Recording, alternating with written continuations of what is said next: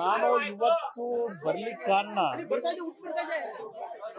ಮೊನ್ನೆಯ ದಿನ ರಾತ್ರಿ ನಾನು ಛತ್ತೀಸ್ಗಢದಲ್ಲಿ ಅಲ್ಲಿಯ ಒಂದು ಅಫಿಷಿಯಲ್ ಸಭೆಗಳಿಗೆ ಹೋಗಿದ್ದೆ.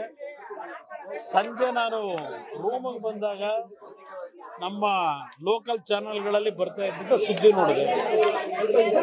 ಆ ಬಂದಿಖಾನೆ ಮುಂದೆ ಎಳ್ಳಿಯ ಹೆಣ್ಣು ಮಕ್ಕಳು ಕಣ್ಣಲ್ಲಿ ನೀರಾಗ್ತಾ ಇದ್ದಂತ ದೃಶ್ಯಗಳನ್ನು ನೋಡಿ ಏನಾದ್ರೂ ಒಂದು ಸಾಂತ್ವನ ಹೇಳಬೇಕು ಅನ್ನೋ ದೃಷ್ಟಿಯಿಂದ ಬಂದಿದ್ದೇನೆ. ನಾನು ಸರ್ಕಾರಕ್ಕೆ ಹೇಳ್ತಕ್ಕಂಥದ್ದು ಈಗಲೂ ಸಹ ಸಲಹೆನೊಂದು ಆಯ್ತು. ಅವತ್ತಿನ ಗಲಾಟಿನಲ್ಲಿ ಯಾರ್ದು ವೈಫಲ್ಯತೆ ಮಗದೊಂದು ನಾನು ಈ ಕ್ಷಣದವರೆಗೂ ಯಾರ ಹೆಸರನ್ನು ಹೇಳಿಲ್ಲ. ಗೃಹ ಸಚಿವರಿಗೆ ಎಚ್ಚರಿಕೆ ಕೊಟ್ಟಿದ್ದೇನೆ ಅಷ್ಟೇ. ನೀವು ಸ್ವಲ್ಪ ಮುಂಜಾಗ್ರತೆ ಕ್ರಮ ತಗೊಂಡಿದ್ರೆ ಯಾವುದೋ ಸಮಸ್ಯೆಗಳಾಗ್ತಿರ್ಲಿಲ್ಲ ಅಂತ ಹೇಳಿ.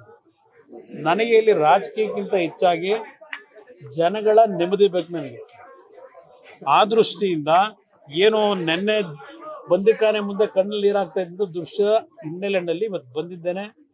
ಕೆಲವು ಮನೆಯಿಂದ ಇನ್ನೂ ಹೋದಂಥವ್ರು ಬಂದಿಲ್ಲ, ಜೈಲಲ್ಲಿದ್ದಾರೆ, ನಿಜವಾದ ಬಡತನದಲ್ಲಿ ನಿಂತಿದ್ದಾರೆ. ಯಾವ ಕುಟುಂಬಕ್ಕೆ ಆಧಾರ ಆಗಿದ್ರು ಅಂತ ಕುಟುಂಬಗಳ ಒಂದು ಪಟ್ಟಿ ಮಾಡ್ಲಿಕ್ಕೆ ಹೇಳಿದ್ದೆ. ಅದ್ರ ಮೇಲೆ ಕೆಲವರಿಗೆ ಸ್ವಲ್ಪ ನನ್ನ ಕೈಲಾದ ಮಟ್ಟ ಆರ್ಥಿಕ ಸಹಾಯ ಮಾಡಿದ್ದೇನೆ. ಸರ್ಕಾರದಿಂದ ಕೊಡ್ತೀವಿ ಅಂತಿದ್ದಾರೆ.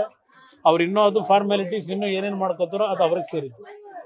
ಆದ್ರೆ ನಾನು ಈ ಸಂದರ್ಭದಲ್ಲಿ ಮಾಧ್ಯಮದ ಸ್ನೇಹಿತರ ಮುಖಾಂತರ ಸರ್ಕಾರಕ್ಕೆ ಮನವಿ ಮಾಡ್ತಕ್ಕಂಥದ್ದು ಆಗಿದ್ದಾಗೋಗಿದೆ. ಇಲ್ಲಿ ಪುನಃ ಈ ಮುಗ್ಧ ಜನರನ್ನ ಮತ್ತೆ ಊರಿಗೆ ಹೋಗಿ ಮನೆ ಬಿಟ್ಟು ಹೋಗಿರ್ತಕ್ಕಂಥವ್ರನ್ನ ಬಂದು ಅವರ ಪ್ರತಿನಿತ್ಯ ಜೀವನ ಸಾಗಿಸ್ಲಿಕ್ಕೆ ನಾನೇನು ಮನವಿ ಮಾಡ್ತಾ ಇದ್ದೇನೆ. ನಾನು ಹಿರಿಯ ಅಧಿಕಾರಿಗಳಿಗೂ ಮನವಿ ಮಾಡಿದ್ದೇನೆ. ಇಲ್ಲಿ ಅವರಿಗೆ ಅರೆಸ್ಟ್ ಮಾಡಿ ಜೈಲಲ್ಲಿ ಇರ್ತಕ್ಕಂಥದ್ದು ಒಂದು ಭಾಗ, ಮತ್ತೆ ಇದನ್ನ ಮುಂದುವರಿಸ್ತಕ್ಕಂಥ ಕೆಲಸ ಮಾಡಬೇಡಿ ಅಂತ ಹೇಳಿ. ಯಾಕೆಂದ್ರೆ ಒಂದು ಗ್ರಾಮಗಳು ಈಗ ಒಂದು ಶಾಂತಿಯ ಒಂದು ತಳಬದಿಗೆ ಬರ್ತಾ ಇದ್ದಾಗ ಇದನ್ನ ರಾಜಕೀಯವಾಗಿ ದುರ್ಬಳಕೆ ಮಾಡ್ಕೊಳ್ಳೋದು ಬೇಡ. ಯಾರಾದ್ರೂ ನಾನಿಲ್ಲಿ ಬಂದು ಏನೋ ನಾನು ಅನುಕಂಪ ಗಿಟ್ಟಿಸ್ಕೊಳಕ್ ಬಂದಿದ್ದೀನಿ ಅಂತಕ್ಕಂಥದ್ದು ಯಾಕೆಂದ್ರೆ ಮಾತಾಡ್ತಾರೆ ಗೊತ್ತು ನನಗೆ. ಆಲ್ರೆಡಿ ಮಾತಾಡಿದ್ದಾರೆ ಸರ್ ತಮ್ಮ ನಾನು ಅನುಕಂಪಕ್ಕಿಂತ ಹೆಚ್ಚಾಗಿ ಜನರ ಸಮಸ್ಯೆಗಳಿಗೆ ಸ್ಪಂದಿಸ್ತಕ್ಕಂಥವನು. ನನ್ನ ಒಂದು ನಡವಳಿಕೆ ಅಂತಕ್ಕಂಥದ್ದು ಯಾವುದೇ ಒಂದು ಪ್ರದೇಶದಲ್ಲಿ ಸಮಸ್ಯೆಗಳಿದ್ರೆ, ಯಾವುದೇ ಕುಟುಂಬದಲ್ಲಿ ಸಮಸ್ಯೆಗಳು ಬಂದಾಗ ನಾನು ಖಾಲಿ ಕೈನಲ್ಲಿ ಹೋಗೋನಲ್ಲ. ನನ್ನ ಕೈಲಾದ ಮಟ್ಟಿಗೆ ಏನೋ ಒಂದು ಆರ್ಥಿಕ ನೆರವು ಕೊಡ್ತಕ್ಕಂಥದ್ದು. ಅದು ಇವತ್ತು ಮಾಡ್ಕೊಂಬಂದಿರೋದಲ್ಲ, ಕಳೆದ 25-30 ವರ್ಷದಿಂದ ಅದು ನಮ್ಮ ತಂದೆ ನನಗೆ ಕಲಿಸಿರ್ತಕ್ಕಂಥ ಮಾರ್ಗ ಅದು. ಅದರಿಂದ ಇದರಲ್ಲಿ ಯಾರು ಅನ್ಯತಾ ಭಾವಿಸ್ಕೋಬೇಡಿ. ನಿಮ್ಮ ಕೈಲಾದ ಮಟ್ಟಿಗೆ ನೀವು ಏನು ಬೇಕೋ ಕೊಟ್ಕೊಳ್ಳಿ, ಜನಗಳ ಕಷ್ಟ ಸುಖ ಸ್ಪಂದಿಸಿ. ನಾನು ಅದಕ್ಕೇನು ಬೇಡ ಅಂತ ಹೇಳಲ್ಲ. ಆದರೆ ಇದನ್ನ ಮತ್ತೆ ಇನ್ಯಾವುದೋ ಒಂದು ರೀತಿಯಲ್ಲಿ ದ್ವೇಷದ ರಾಜಕಾರಣಕ್ಕೆ ಅವಕಾಶ ಕೊಡಬೇಡಿ. ಇಲ್ಲಿಗೆ ಸಾಕು. ನಿಮ್ಮ ತಪ್ಪಿನಿಂದ ಇವತ್ತು ಈ ಘಟನೆ ನಡೆದಿದೆ. ಅದರಿಂದ ಇವತ್ತು ಫರ್ದರ್ ಮತ್ತೆ ಯಾರನ್ನು ಅರೆಸ್ಟ್ ಮಾಡ್ತಕ್ಕಂಥದ್ದು ಅನವಶ್ಯಕ. ಈಗ ಎರಡೂ ಸಮಾಜಗಳು ಒಂದು ನೆಮ್ಮದಿಯಿಂದ ಇರಬೇಕು ಅಂತಕ್ಕಂಥದ್ದು ಬೈಕೆ ಇಟ್ಕೊಂಡಿದ್ದಾರೆ. ಆ ಹಿನ್ನೆಲೆಯಲ್ಲಿ ಇವತ್ತು ನಾನು ಸರ್ಕಾರಕ್ಕೆ ಮನವಿ ಮಾಡ್ತಕ್ಕಂಥದ್ದು ಮತ್ತೆ ಪುನಃ ಅರೆಸ್ಟ್ ಮಾಡ್ತಕ್ಕಂಥದ್ದು ಇದರ ಅವಶ್ಯಕತೆ ಇಲ್ಲ. ಅಂತ ಒಂದು ವಾತಾವರಣ ಇಲ್ಲ ಈಗ. ಅದರಿಂದ ಅದ್ರ ಜೊತೆಗೆ ಜೈಲಲ್ಲಿ ಇರ್ತಕ್ಕಂಥವ್ರನ್ನ ಆ ಕುಟುಂಬಗಳ ತಾಯಂದಿರಿಗೆ ಹೇಳಿದ್ದೇವೆ, ಕಾನೂನು ವ್ಯಾಪ್ತಿನಲ್ಲಿ ನಾವು ಕ್ರಮ ತೆಗೆದುಕೋಬೇಕು. ಜೈಲಿನ ನಾಳೆ ಬೆಳಗ್ಗೆ ಕರ್ಕೊಂಬಂದು ಬಿಡೋಕ್ಕಾಗಲ್ಲ. ಕಾನೂನು ವ್ಯಾಪ್ತಿಯೊಳಗೆ ಜಾಮೀನು ಕೊಡಿಸ್ಲಿಕ್ಕೆ ಏನು ಕ್ರಮ ತೆಗೆದುಕೋಬೇಕು ಆ ನಿಟ್ಟಿನಲ್ಲಿ ಕೆಲವು ಅಡ್ವೊಕೇಟ್ಗಳ ಮುಖಾಂತರ ಕಾನೂನು ವ್ಯಾಪ್ತಿನಲ್ಲಿ ಹೋರಾಟ ಮಾಡಬೇಕು, ಮಾಡೋಣ. ಸರ್, ಈ ಘಟನೆ ಆದ್ಮೇಲೆ ತಾವು 2ನೇ ಬಾರಿ ಬರ್ತಾ ಇರುವಂತದ್ದು ಸರ್. ಇದನ್ನ ಈಗ ಸಚಿವರು ಪ್ರಶ್ನೆ ಮಾಡಿರುವಂತದ್ದು, ಸಂಸದರ ಕೆಲಸವನ್ನ ಬಿಟ್ಟು ಬರ್ತಾ ಇದ್ದಾರೆ. ಸಂಸದರ ಕೆಲಸ ಏನು?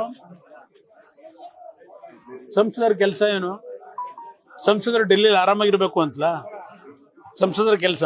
ರಾಜಕೀಯ ಮಾಡೋದಕ್ಕೆ ಇಲ್ಲಿ ಜನಪ್ರತಿನಿಧಿ, ನಾನು ಮಂಡ್ಯ ಜಿಲ್ಲೆ ಜನಪ್ರತಿನಿಧಿ. ನಾನು ಜನಗಳ ಕಷ್ಟ ಬಗೆಹರಿದೇ ಇದ್ದಾಗ ಬರಲೇಬೇಕಲ್ವೇ? ಈಗ ನಾನು ಬರೀ ಮಂಡ್ಯ ಜಿಲ್ಲೆಯಲ್ಲಿ ಓಡಾಡ್ತಾ ಇದ್ದೀನಾ? ಇಲ್ಲಿಂದ ಮೊನ್ನೆ ದೆಹಲಿಗೆ ಹೋಗಿ ದೆಹಲಿಯಲ್ಲಿ ಕ್ಯಾಬಿನೆಟ್ ಮೀಟಿಂಗ್ ಮುಗಿಸಿ, ಕ್ಯಾಬಿನೆಟ್ ಮುಗಿದ ನಂತರ 2 ಕಾನ್ಫರೆನ್ಸ್ಗಳಲ್ಲಿ ನಮ್ಮ ಸ್ಟೀಲ್ ಇಲಾಖೆಯಲ್ಲಿ, ಉಕ್ಕು ಇಲಾಖೆಯಲ್ಲಿ ಇದ್ದಂಥ 2 ಪ್ರಮುಖ ಕಾರ್ಯಕ್ರಮಗಳು, ಹೆವಿ ಇಂಡಸ್ಟ್ರಿನಲ್ಲಿ ಇದ್ದಂಥ ಒಂದು ನಮ್ಮ ಫೇಮ್ 2ನ ಯಶಸ್ವಿಯ ಹಿನ್ನೆಲೆಯಲ್ಲಿ ಕಾರ್ಯಕ್ರಮಗಳು, ಅದೆಲ್ಲವನ್ನ ಮುಗಿಸಿ ಮೊನ್ನೆ ದಿನ ಛತ್ತೀಸ್ಗಢಕ್ಕೆ ಹೋದೆ. ಛತ್ತೀಸ್ಗಢದಲ್ಲಿ 2 ದಿನ ಅಲ್ಲಿಯ ನಮ್ಮ ಇಲಾಖೆಗೆ ಸಂಬಂಧಪಟ್ಟಂತ ಪುನರ್ ಪರಿಶೀಲನಾ ಸಭೆಗಳನ್ನ ನಡೆಸಿದ್ದೇನೆ. ಬಿಲಾಸ್ ಸ್ಟೀಲ್ ಪ್ಲಾಂಟ್ಗೆ ಹೋಗಿದ್ದೇನೆ, ನಾಗ್ನಾರ್ ಸ್ಟೀಲ್ ಪ್ಲಾಂಟ್ ಭೇಟಿ ಕೊಟ್ಟಿದ್ದೇನೆ. ಏನೇನು ಕ್ರಮಗಳಾಗಬೇಕು ಅನ್ನೋದಕ್ಕೆ ಚರ್ಚೆ ಮಾಡಿ ಬಂದು ನಿನ್ನೆ RINL ಒಂದು ಕಾರ್ಖಾನೆ ಓಪನ್ ಮಾಡತಕ್ಕಂಥ ನಿಟ್ಟಿನಲ್ಲಿ ಕೆಲವು ಸಭೆಗಳು ಮಾಡಿದ್ದೇನೆ. ನಿನ್ನೆಯೂ ಸಹ ಕೆಲವು ಕಾರ್ಯಕ್ರಮದಲ್ಲಿ ಭಾಗವಹಿಸಿದೆ. ಇವತ್ತು ಬೆಳಗ್ಗೆ ಮುಂಬೈಗೆ ಹೋಗಿ ಮುಂಬೈನಲ್ಲಿ ಸಸ್ಟೈನಬಿಲಿಟಿ ಸ್ಟೀಲ್ ಬಗ್ಗೆ ಏನು ಕಾನ್ಫರೆನ್ಸ್ ಇತ್ತು, ಆ ಸಭೆ ಮುಗಿಸಿ ಈಗ ಇಲ್ಲಿ ಬಂದಿದ್ದೇನೆ. ಬೆಳಗ್ಗೆ ನಾನು 9:30 ಗಂಟೆಗೆ ಮುಂಬೈನಲ್ಲಿ ಇಳಿದಾಗ ವಿಮಾನ ನಿಲ್ದಾಣದಲ್ಲಿ KM ದೊಡ್ಡಿ ಹತ್ರ ಒಂದು ಆಕ್ಸಿಡೆಂಟು, ಯಾರೋ ಒಂದು ಮರಣ ಹೊಂದಿರತಕ್ಕಂಥ ಕೊನೆಯ ದರ್ಶನ ಪಡೀಲಿಕ್ಕೆ ಒಂದು ನಮ್ಮ ಟೆಂಪೋ ಟ್ರ್ಯಾಕ್ ಎಲ್ಲ ಹೋಗಿದ್ದಾರೆ. 30 ಜನ ಅಪಘಾತದಲ್ಲಿ ಈಡಾಗಿ ಫೋನ್ ಬಂತು ನನಗೆ KM ದೊಡ್ಡಿಯಿಂದ. ತಕ್ಷಣ DC SP ಅವ್ರಿಗೆ ಟ್ರೈ ಮಾಡಿ, DH ಫೋನ್ ಮಾಡಿ, ಅಲ್ಲಿಂದಲೇ ಬಾಂಬೆಯಿಂದಲೇ ಆಂಬುಲೆನ್ಸ್ ಸಿಗ್ತಾ ಇಲ್ಲ ಅಂತೇಳಿ ಕೆಲವರು ಗಾಬರಿ ಆದರು. ತಮ್ಮಣ್ಣವರು ಮಾತನಾಡಿದೆ. ತಮ್ಮಣ್ಣವರು 3-4 ಆಂಬುಲೆನ್ಸ್ಗಳನ್ನು ಸಿದ್ಧ ಮಾಡಿದ್ರು. DC ಅವರು ಮತ್ತು SP ಅವರು ಹೋಗಿ ಭೇಟಿ ಮಾಡಿದ್ರು. ಆಮೇಲೆ ನಾನು ಫೋನ್ ಮಾಡಿದ ನಂತರ ನಾನು ಎಲ್ಲೇ ಇದ್ದರೂ ಮಂಡ್ಯದಲ್ಲಿ ಏನಾದರೂ ಸಣ್ಣ ಪುಟ್ಟ ಘಟನೆಗಳಾದಾಗ ಅದಕ್ಕೆ ಸ್ಪಂದಿಸಬೇಕಾದಂಥದ್ದು ನನ್ನ ಧರ್ಮ. ಆ ಕೆಲಸ ಮಾಡ್ತಿದ್ದೇನೆ. ಇಲ್ಲೇನು ರಾಜಕೀಯ ಮಾಡ್ಲಿಕ್ಕೆ ನಾನು ಬಂದಿಲ್ಲ. ಸಚಿವರು ನೇರವಾಗಿ ಹೇಳೋದೇನಂದ್ರೆ ಇದು ಶಾಂತವಾಗಿದೆ, ಕೆಲವು JDS ನವರು ಕುಮ್ಮಕ್ಕು ಕೊಡ್ತಿದ್ರು, ಅದಕ್ಕೆ ಎಲ್ಲಿ ಈಗ ಯಾವ ಕುಮ್ಮಕ್ಕಾಗಿದೆ? ಎಲ್ಲಿ ಕುಮ್ಮಕ್ಕೆ ಯಾವಾಗ ಆಗಿದೆ? ಅವತ್ತು ವಿಸರ್ಜನೆ ಮಾಡೋ ದಿವಸ ಮೆರವಣಿಗೆ ಹೋಯ್ತಲ್ಲ, ಅದರಲ್ಲಿ JDS ನವ್ರ ಪಾತ್ರ ಇದೆಯಾ? ಯಾರು ಕುಮ್ಮಕ್ ಕೊಟ್ಟವರು? ನೀವುಗಳೇ ಅವತ್ತು ರಾತ್ರಿ ಹೋಲ್ ಡೇ ಒಂದು ರಾತ್ರಿ ಎಲ್ಲ ತೋರಿಸಿದ್ರಿ. ಅದಕ್ಕೆ JDS ನವ್ರ ಬೆಂಕಿ ಹಚ್ಚಿ ಅಂತ ಹೇಳಿದ್ರಾ? ಯಾತಕ್ಕೆ ಆ ಘಟನೆ ಆಯಿತು? ಯಾತಕ್ಕೆ ಕರ್ತವ್ಯದಲ್ಲಿದ್ದಂಥ ಪೊಲೀಸ್ ಕಾನ್ಸ್ಟೇಬಲ್ಗಳನ್ನ ಇಲ್ಲಿಂದ ಊಟಕ್ಕೆ ಅಂತೇಳಿ ಯಾಕೆ ಕಳಿಸಿದ್ರು? ನೀವುಗಳೇ ಮಾಡಿದಿರಿ ಮಾಧ್ಯಮದಲ್ಲಿ ಎಲ್ಲ ವಿಷಯಗಳನ್ನ. ರಾಜಕಾರಣ ಮಾಡಿದವರು ಯಾರು? ಅವತ್ತು ಬಂದಾಗಲೂ ಸಹ ನಾನು ರಾಜಕೀಯ ಮಾಡೋದ್ನ? ಯಾರ ಬಗ್ಗೆ ಏನಾದರೂ ಆಪಾದನೆ ಮಾಡಿದ್ದೀನ? ಗೃಹ ಸಚಿವರ ವೈಫಲ್ಯದ ಬಗ್ಗೆ ಹೇಳಿದ್ದೇನೆ. 2 ಸಮಾಜಗಳ ಬಗ್ಗೆ ಅಲ್ಲಾಗಿರ್ತಕ್ಕಂಥ ಅನಾಹುತಗಳನ್ನು ಸ್ಪಾಟ್ ಇನ್ಸ್ಪೆಕ್ಷನ್ ಮಾಡಿ 2 ಸಮಾಜಗಳಿಗೂ ಆರ್ಥಿಕ ನೆರವು ಕೊಟ್ಟಿದ್ದೇನೆ. ಮತ್ತೆ ಬೆಂಕಿ ಹಚ್ಚ ಕೆಲಸ ಮಾಡೋದನ್ನ ನೆಮ್ಮದಿಯಿಂದ ಇರಿ ಅಂತಕ್ಕಂಥ ಹೇಳೋದೆ. ಈಗಲೂ ಸಹ ಈ ಊರಿನಲ್ಲಿರ್ತಕ್ಕಂಥ ಗಾಬರಿ. ನೆನ್ನೆ TVಲಿ ನೋಡಿದೆ, ನಿಮ್ಮ ಒಂದು ವರದಿಗಳ ಮೇಲೆ ಆ ಕುಟುಂಬಗಳ ಒಂದು ಸಾಂತ್ವನ ಹೇಳಬೇಕಲ್ಲ, ಧೈರ್ಯ ತುಂಬಬೇಕಲ್ಲ. ಇಲ್ಲಿ ರಾಜಕೀಯ ಮಾಡಕ್ಕೆ ಬಂದಿದ್ದೀನಿ ನಾನು. ಆ ಕುಟುಂಬಗಳ ದಿನ ಊಟ ಮಾಡಬೇಕಾದ್ರೆ ಕಣ್ಣಲ್ಲಿ ನೀರಾಗ್ತಾರೆ. ಆ ಜನ್ಮ ಕೊಟ್ಟಂತ ತಾಯಿ, ಅವ್ರ ಮಗ ಜೈಲಲ್ಲಿದ್ದಾರೆ, ನನ್ನ ಮಗ ಜೈಲಲ್ಲಿದ್ದಾನೆ, ನಾನು ಅಲ್ಲಿ ಊಟ ಮಾಡಲಿ ಅಂತಾರೆ. ಆ ನೋವಿನಲ್ಲಿದ್ದಾರೆ.